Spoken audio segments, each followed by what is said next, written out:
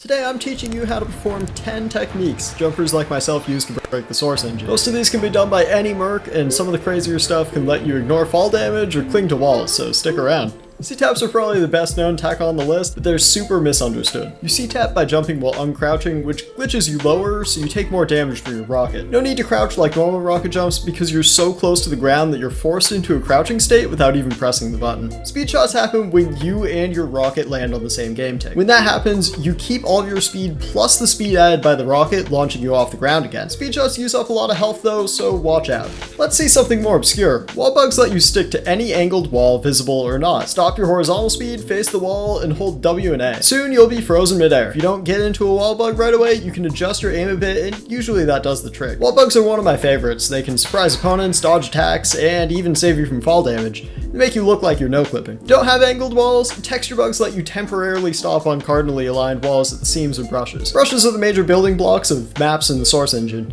If you swap from W plus A to W plus D at the right moment, you'll hit a texture bug. You want your horizontal momentum to hit 0 at the moment the top of your head passes the seam. Despite the name, it's the seam in the brushes, not a change in textures that causes this bug. Sometimes when jumping up a ledge, you'll instantly start walking on the ground. These are called glidesteps, and some of them require you to tap crouch mid-air to work. The heights to set them up are super precise, but if you jump, crouch jump, or C-tap without a rocket, you have 3 100% reproducible heights to try to glide step with. If you learn what setups work with the map geometry, you can use these to fake out your opponents and get where you want to go faster. Cornerabuse happens when you try to wallbug between multiple walls, and I think having a prop might be involved, but I'm not actually sure. When you're performing Cornerabuse, you build up speed like Mario 64. Once you release the keys, you'll spike downwards. Is it useful? Heck no. Is it hilarious? Heck yes. Okay, I got this wrong in an earlier video. Bunnyhops are actually two different things. If you jump the same tick you land, you'll keep about 20% more speed than your character's max walk speed. If you jump, well, soon enough, after you land, you'll store mark garden crits despite having touched the ground.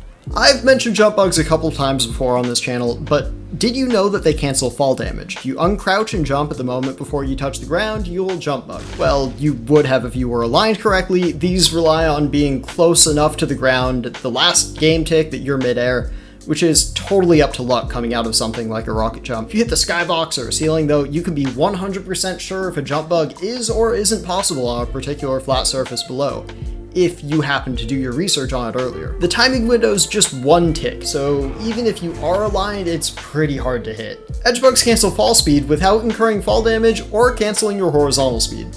Sometimes. Kind of like Jumpbugs, Edgebugs have tick-by-tick position requirements, which affect two things. First, you can get a bounce height Edgebug, where you'll lose most of your horizontal speed too. Second, Edgebugs can become more or less precise based on alignment, making them range from very precise to absurdly stupid precise. Pixelwalks are actually super rarely used in jump maps despite our love for obscure tech. In jump maps, we almost always prefer to have flat walls rather than little bits that stick out like Valve does on their official maps. Plus, if you have a ramp to use, Jumper's gonna prefer to jerf off of it in a map run. This spot on Hard Walls 9 and JA2 used to have a pixel walk that beggars jumpers would use for one strat, but for better or for worse, it's been removed in the RC8 release. If a ramp is perfectly aligned with a wall, you can pixel walk if you get super close to the wall first. When you collide with a wall, you won't always be the same distance from it. There's some stuff that you can do to try to get closer, but I don't understand it, so I won't try to teach you all about it. If you want to learn more about Pixelwalks or dig deeper into other techniques, there's a bunch of links to check out in the description.